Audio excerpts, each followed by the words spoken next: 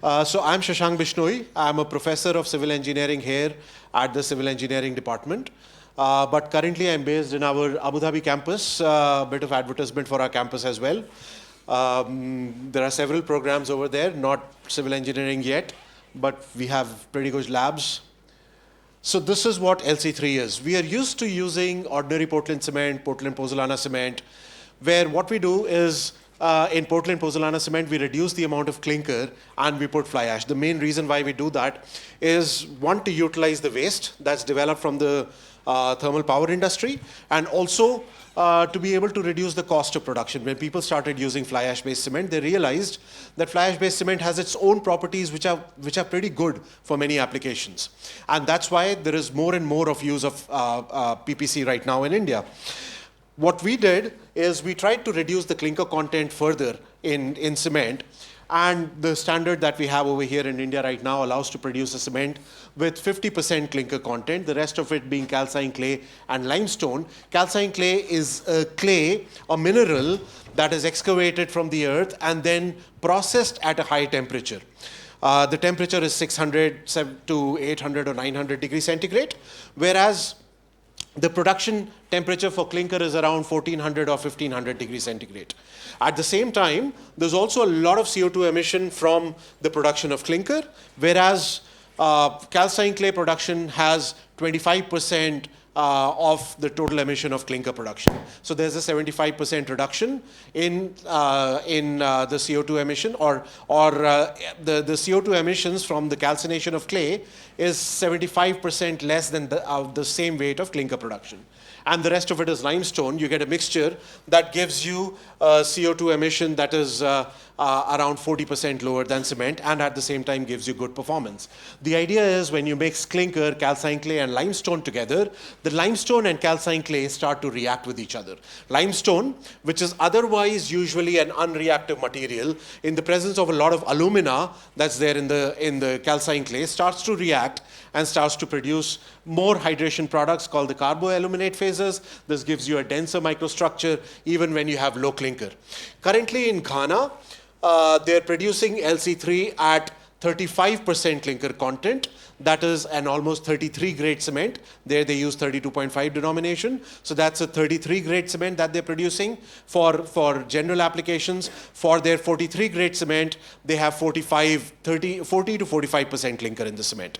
So it's possible to produce LC3 with an even lower clinker content. But even if you go down to 50% clinker content, you can reduce your CO2 emissions by 40%, or even further by using other technologies like using alternative fuels, solar technology for clay calcination. And that's something we're working on. That's something that we're working on over here at IIT Delhi through a funding that has come from GIZ under the EKI program, under the program under which this workshop is also organized, where GIZ is working in collaboration with MOEFCC. So the advantages that we are getting is a cement that we produce with a lower energy consumption. You can have a lower production cost as well. This is one of those technologies with which you can reduce the production cost and at the same time produce a good product, a good cement that can give you a good strength, a good durability, but there are some things to be careful of. Like I said, LC3 is allowed to be produced in India under IS 18189, that is a BIS standard, and it is allowed to be used in reinforced concrete under IS 456. This is an amendment to IS 456 released just last year, and you can see that LC3 is allowed to be used in reinforced concrete over there, with some small things to care about. That's what I'm going to talk about later. But I said that we started working on this 13 years ago. There was a lot of work that we had to carry out in order to reach a stage where the cement could be allowed to be used in concrete, in reinforced concrete. As you know, the construction industry is very conservative. There are big costs of failures, and that's why we do not want to take any risk. So we had to make sure that everything was working. We worked a lot in the lab, did everything from characterization of materials to understanding the durability of concrete, and also worked a lot in the field, worked from finding where the clay resources are to producing the cement in the field, to carrying out construction in the field, to placing samples all around India. even not just plain concrete specimens, but also reinforced concrete testing in the lab. And there's a building that we are currently building in Sonipat, which will be made using LC3. There are many structures around India, not really declared, but they've already been made using LC3. There are roads, there are buildings that have been made, and we have been monitoring them. We have been learning from all of these. So what we did was we started using LC3 around 13 years ago. We started making mistakes while using LC3. We learned from all of those mistakes. We combined all of those mistakes and tried to inform people about how to avoid those mistakes. Just to give you a quick summary of what the LC3 technology is and how you can use it, I'll talk very quickly about the performance of concrete that's made using LC3. You'll hear more from stakeholders who've been using this cement later. First, about workability. Whenever you add clay or calcined clay to cement, you know that you're going to have a higher water demand. To be able to handle that higher amount of water demand, you would have to use specialized admixtures. Otherwise, you'd face the problem of a lower slump, higher admixture demand, and a faster loss of slump as well. But the first thing that we wanted to understand is, can you use this LC3 without any admixtures? This is how construction is carried out on the roadside in India. You see these very highly trained engineers who are producing this concrete over here. They're very highly trained. These are people who have learned this art from their predecessors, and that's how they're making concrete. And the beauty of concrete is anybody can make it without almost any technology. The first thing you want to be sure of when you're producing a new cement is that people can use it like that, and you're not going to have failures because of that. So what we did was we gave construction workers bags of LC3 and bags of cement from the market, asked them to make normal concrete, and then we tested that concrete. We tested the strength of the concrete. We tested the workability of the concrete. The good thing was that the strength was in a similar range as the cements that are available right now. You give the workers a bit more technology, a concrete mixer, essentially, and they're able to produce beautiful concrete. This was a concrete made at the J.K. Lakshmi cement plant in 2017, and we made this road, which was the exit road of a cement plant, a lot of loads over there. They made 40 batches of concrete just like this, very nice, beautiful, flowable concrete, and we showed that it's possible to achieve good workability. The strength of this concrete was above 50 megapascals on an average, and this picture was taken 5 years later. No cracks, no abrasion, nothing. Very heavy trucks have been passing over this road for so many years. And this picture, I took this picture in 2013. It's been another few years after that. But the question was, how do you adjust the setting time? How do you make sure that you get a longer retention period for the slump? We worked with various additives, and with some of those additives we found that you would be able to make very nice, even self-compacting concrete that gives you a retention of 2 to 3 hours. And that's what's useful for the industry. So what you can do is work with various chemicals. One of the chemicals that we worked with was phosphoric acid, for example. Small amounts, tiny amounts. When we went to one of these sites, the people were not very sure if they'd be able to get workability. They thought the admixtures are going to be very expensive. So all that we did was we squeezed a lemon in the concrete, and after squeezing the lemon, we got a very nice flowable concrete and even reduced the admixture demand by 50%. It's not as if I'm going to ask you to squeeze lemon in your concrete every time you use LC3, but what I'm trying to tell you is there are low-cost, specialized admixtures that are available that can be used for LC3. So recently, the background for having this workshop is that recently in India, JK started producing, and I should clarify, JK Cement, not JK Lakshmi, that's another company. JK Cement started commercially producing LC3, this cement is now available in the market. This is a picture from Mumbai in Palava city, where Lodha carried out some construction using LC3. Today, the representatives of JK and Lodha are going to speak to you and are going to talk about their experiences as well. So that's about workability. What about the mechanical properties? If you make essentially the same mix as or use the same water binder ratio as you're used to using with other cements, you can get a similar grade of concrete as you're used to getting with the other cements.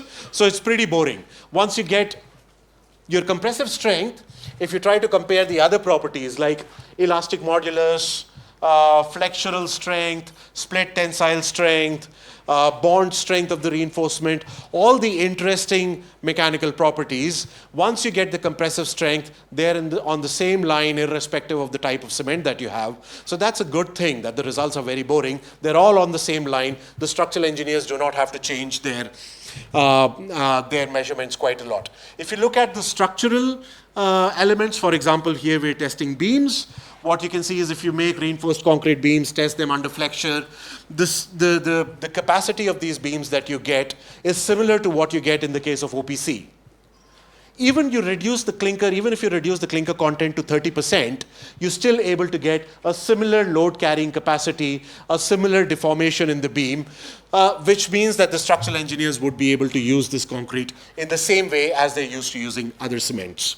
There are other studies that have also been carried out. There's a bit of controversy on this. This is some initial data from IIT Madras that shows shrinkage of LC3 is similar to other cements.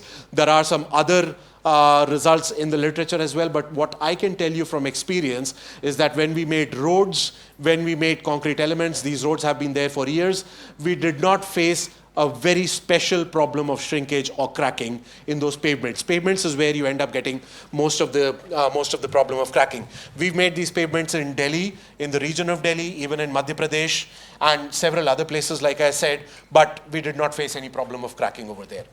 Now, the reason why these concretes appear to work is because there's a weakest link in concrete that is known as the interfacial transition zone.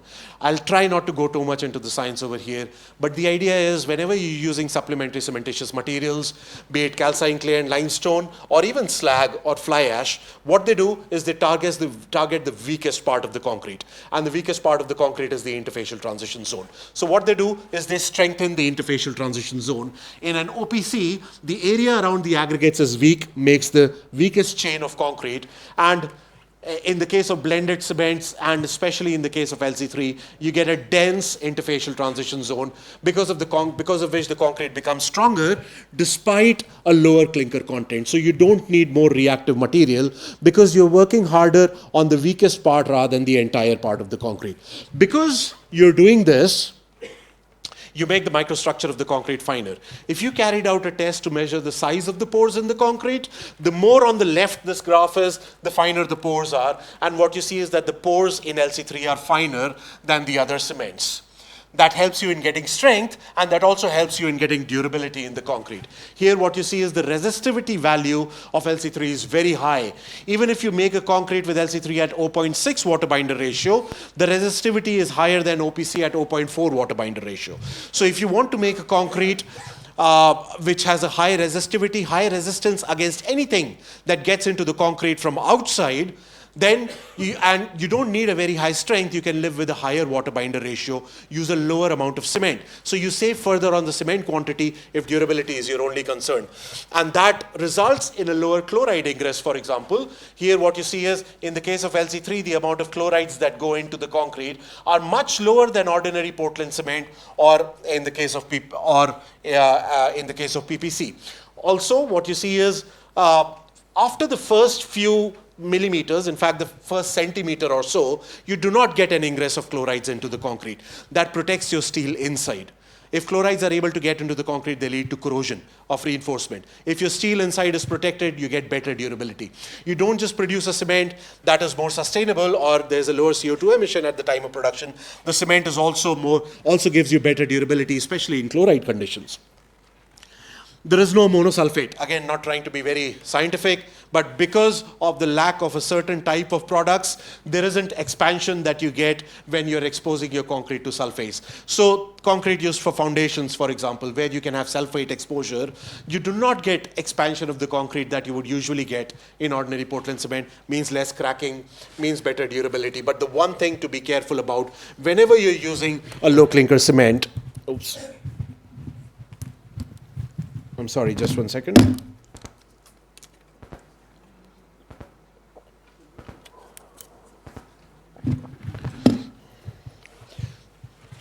Whenever you're using a low clinker cement, one important thing to be careful about is carbonation-induced corrosion. Carbonation does not always lead to corrosion of reinforcement. There are very specific conditions in which that happens, but when it can, you have to be careful, because whenever you have a lower clinker cement, you would have a greater ingress of carbon dioxide into the concrete. Carbon dioxide increases the acidity inside concrete, neutralizes the alkalinity in the concrete, causes corrosion of reinforcement. So the only thing that you can do is make sure you have sufficient clear cover in the concrete, make sure you're using a low enough water to binder ratio. When you reduce the water to binder ratio, what you see here first of all is as you go up on this chart, you're reducing the clinker content in the cement. As you go this way, you're reducing the water to binder ratio. When you reduce the water to binder ratio, the carbonation depth reduces. As you increase the clinker replacement, the carbonation depth increases.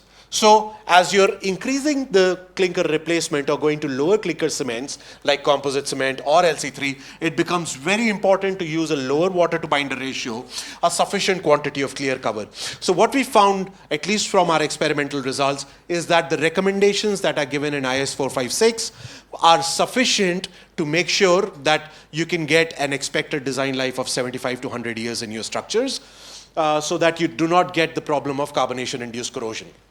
Because of this, LC3 and composite cement were included in IS 456, and they're also there in the permanent, not the permanent, the next version of IS 456 that's coming out in a year or so, hopefully. Now, if you do have a problem of carbonation, what can you do? What we have found is the solution may be as simple as applying some chemicals from the surface. So what you can do is you can identify the locations where corrosion due to carbonation may be a problem. Once again, carbonation is not the problem. The concrete does not suffer so much because of the carbonation. It's the steel that will suffer. If your steel becomes vulnerable, then you apply a protective coating on the concrete. In this case, these were hydrophobic chemicals that were used. If you use those, then you would be able to protect your concrete against carbonation and your steel against corrosion. So a simple way to bring down your clinker content in your cement much further is to use these chemicals on the surface of the concrete, and they can be applied even at a later stage. Like I said, while we were working on LC3, we made a lot of mistakes at the beginning because we were amongst the first people to use LC3. To be able to transfer that knowledge to the cement industry and to the construction industry, we started what we call a technology resource center here at IIT Delhi. In this technology resource center, we do a lot of things. I'm not expecting you to be able to read what's written in that, but we are providing services to the cement industry. These are not-for-profit services. They're only there to make sure that the knowledge gets transferred to them. The objective of the TRC is to be out of business as soon as possible, to transfer all the knowledge to the industry so that we are not needed anymore in a few years to give that knowledge. We start from helping the industry identify where the clay resources are, testing them in the lab, producing the cement, training their people on how to produce the cement, how to test the cement in the lab. Even I go and give them lectures from time to time. Stand with them while they're initially producing the cement so that they understand what needs to be done and what should not be done. This picture actually happens to be from JK Cement from when we were carrying out the preparations for the commercial production and produce concrete that is tested for durability, workability, everything, so that we are able to transfer that information to everyone. We also hold these kind of workshops to transfer all the knowledge, and a lot of this information from these workshops is available online. So even if you miss a part of the lectures, if you want more details, you can go to our YouTube channel and go through all of those lectures, which will give you the detailed science as well. India is not the only place where LC3 is happening. There was a lot of work happening in Africa as well. So we started a lab in Kenya, from where we are providing support to the cement industry in Africa. This lab is at a university in Meru in Kenya, and currently they're providing support to around 12 to 13 countries within Africa, where a lot of commercial production of LC3 is about to start. It's not just in Africa. LC3 is currently starting in around 55 countries around the world. All these dots mark the locations where there's some kind of activity. It's not a dream. It's already happening. In many countries, it's commercially available. I'll try to show you the scale. There are a lot of companies. I mean, these days, when you talk about sustainability, all companies on their social media, they're talking about LC3. They're talking about calcined clay, and it's not just small demos. I'll give you an example of Colombia. In Colombia, cement plants moved 100% to LC3. They're not producing any other cement anymore because this is what was found to be commercially viable. It was also found to be a good technical solution for the industry. These huge structures that you see, they're built using LC3 in Colombia. All of this construction that's happening in Colombia is using LC3, and they now have an experience of more than 4 years. There are other countries, Denmark, Switzerland, France, Mexico. I can keep giving you a list where huge construction is happening because of LC3. I'm not saying the work is done. There's a lot of work to be done because, like I said, the construction industry is a very conservative industry. We would like to make sure that the things are working properly before we use them in our critical projects, at least. So we have to make sure that the cement is produced properly, but it does not end over there. We have to work with the structural engineers, the architects, to make sure they understand what the cement is, to understand what the caveats of using low clinker cements are, to make them confident to use this cement more in the future for the sake of sustainability, but also for the sake of development. Because LC3 not just allows you to produce a more sustainable cement, but also something that can be produced at a lower cost using less amount of natural resources. We have to further improve the calcination technology, and we have to work with the construction industry as well to help them use the concrete and the cement properly. So, like I said, it's a good technology. It's there now. It's there in the market. It's not something for the future. It's in the present. We just have to start accepting it more quickly, because the quicker we accept more sustainable technologies, the better it would be for our environment. So just to quickly advertise this, we are very proud that we'd be hosting the International Congress on the Chemistry of Cement. This will be held in Delhi from October 18th to 22nd in 2027. But this is a conference for which you have to submit your papers almost 2 years in advance. The submission of abstracts has already started. The next couple of days, we'll have programs related to this conference as well over here. So if you're interested, please submit abstracts. Please make sure you're participating. A lot of people to acknowledge for the work that we're doing in LC3. A lot of students, a lot of staff from our lab that we have to acknowledge, and a lot of sponsors, and especially for today, GIZ.